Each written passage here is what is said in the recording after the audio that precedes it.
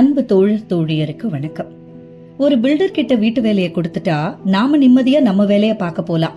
அவர் சாவி கொடுக்கும் போது போய் அதை வாங்கிட்டு ஜம்முன்னு வீட்டுக்குள்ள போயிடலான்னு நம்ம நினைக்கிறோம். எங்களோட சொந்த அனுபவத்துல நாங்க சொல்றோங்க. நம்ம வீட்டு வேலைகளுக்கான பொருட்களை 4 கடை ஏறி இறங்கி மனசுக்கு திருப்தியா வாங்குறதே ஒரு அலாதியான இன்பங்க. எங்களை பொறுத்த வரைக்கும் பொருட்களை நாம வாங்கி கொடுக்கும் போது தரத்துக்கும் அதுக்கேத்த விலைக்கும் வாங்க முடியும்.